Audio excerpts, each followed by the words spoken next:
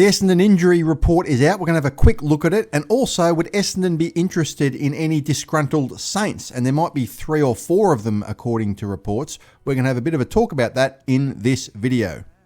Passion and the iron will.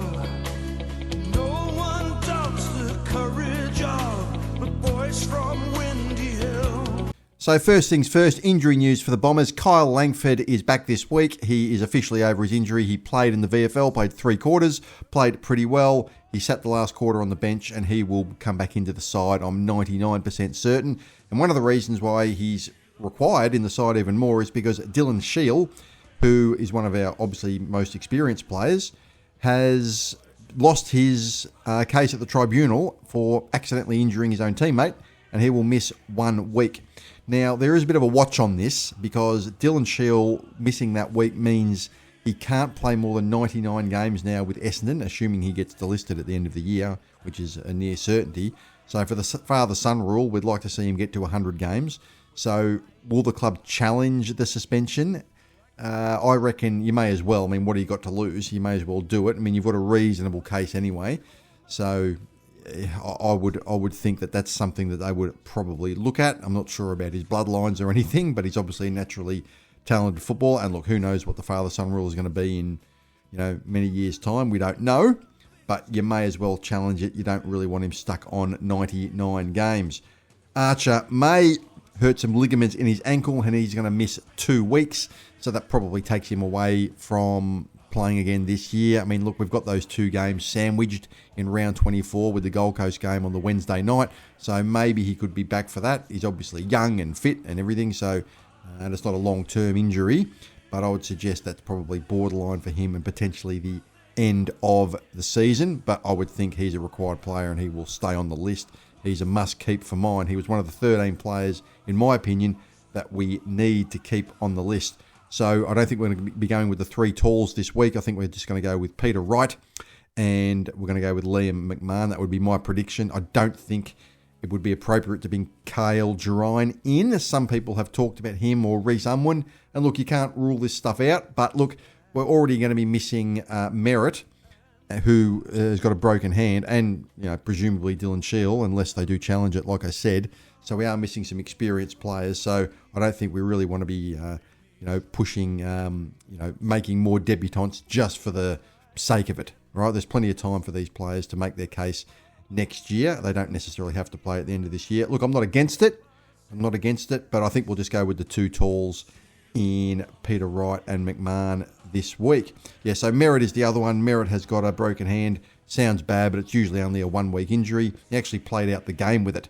So he's expected to resume against Carlton, which would be his 250th game. And that is basically the up-to-date injury news there for the Bombers. You don't really need to know about all the rest. We all are pretty familiar with the season-ending injuries to half of the squad, it seems. So they are the most up-to-date injuries. Merrett and Archer May both getting injured from the weekend and will miss, and Shiel, obviously, through suspension.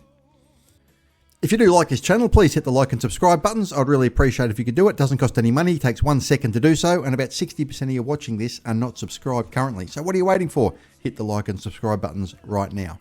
So some interesting news that was coming out of our opponent this week, St. Kilda, was that there's potentially up to 4 players could be disgruntled and maybe looking for homes elsewhere. Now, this was reported by Michelangelo Rucci. You can take it for what you will, but look, it's one of those things where there's smoke, there's fire. A lot of the talk around St. Kilda has been trying to keep, Wanganeen Malera, probably one of the top 5 players in the competition, trying to get De Koning from Carlton, and that's obviously going to cause a chain reaction of events, apparently. So one of the things that they're also looking at getting is Leek Alir from GWS, and that's pretty much a certainty. But Wilkie is apparently not all that happy that he'll be getting paid the same amount of money as, a 22-gamer from GWS. So he is, from what all the reports are saying, kind of not happy about that. Now, I look at Wilkie, and he's 29, so he's not young, but he's an all-Australian caliber defender. He's a very, very good defender. He averages 19 disposals a game, 9 marks, which is the number one marker in the AFL in terms of that stat. He averages 6.8 intercepts. He's regarded as one of the AFL's most consistent one-on-one stoppers. And the thing I like about him is that he's durable. He's played 21 games every year over the last 5 years. That's something that we don't have. Imagine if Jordan Ridley or Zach Reed had played 21 games or more for the last 5 years. Just think how different our team would have been, or imagine how different we would be perceived. Because our key backline players are always injured. I guess what puts me a little bit off with someone like him is his age at 29. Look, he's not over the hill. He's still a very good player right now. Would you take him? Well, I guess it depends on the salary. I guess it depends what you're giving up, all that sort of thing. To me, it's probably no, just because he's 29. I think we'd be looking at younger players, but there's no doubt he's a quality player. And certainly, if he was interested in moving elsewhere, you would probably consider it. But given that he was probably disgruntled about the amount of money that Lee Collier was going to get, who is obviously very, very much the junior of Callum Wilkie, he's probably going to be asking for a fair amount of money. So I don't know if it's really would be in our plans to pay a 29-year-old that sort of much money. But look, it's there. He might be disgruntled. He might want to leave. It's obviously something that you would look at, especially given the injury history of the players in our backline. That was why I brought this one up. The one I think is interesting is Marcus Windhager. So Marcus Windhager is a midfielder.